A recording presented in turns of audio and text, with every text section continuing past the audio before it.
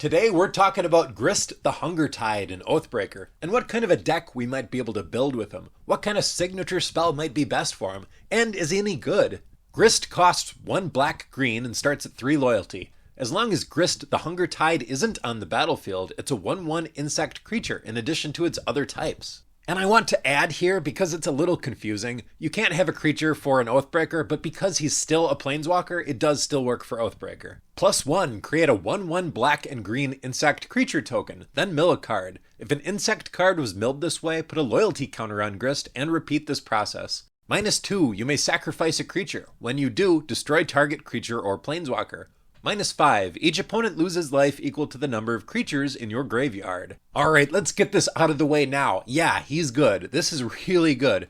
Being a 3-mana Planeswalker that can, the turn he comes out, destroy another Oathbreaker is very powerful. He doesn't even die when you do that. He's still at 1 loyalty. The -5 causing each opponent to lose life equal to the number of creature cards in your graveyard is nice too. Sometimes these abilities only do it to target opponent. And having a +1 that mills can allow for a reanimation strategy if you want to go that route. Plus, if you choose to do an insect tribal type of thing, which might be challenging, I'm not sure, but you can get more mileage out of that +1. It becomes a +2 or sometimes a +3. That's pretty cool.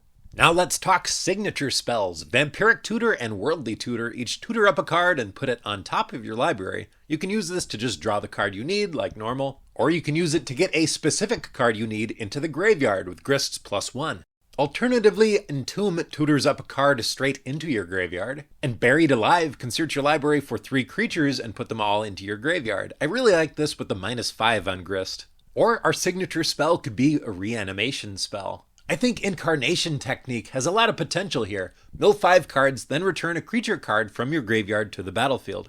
But it's also got Demonstrate, so when you cast it, you may copy it. If you do, choose an opponent to also copy it. So with Demonstrate, you're dumping 10 cards into your graveyard from the library, and reanimating 2 creatures. Chances are with 10 cards, plus whatever you've milled from Grist, you're going to have something good to reanimate. Not to mention it fills the graveyard for Grist's -5. Obviously it's a big drawback to have your opponents also cast a copy of this card, but maybe you can use it politically, and you don't have to demonstrate it anyways. Good old classic Reanimate might be good too. For a single black mana, put target creature card from a graveyard onto the battlefield under your control. You lose life equal to its mana value. This card is super powerful. Granted, in a multiplayer format with 20 life, you gotta be careful on paying like 10 life. So, don't say I didn't warn ya.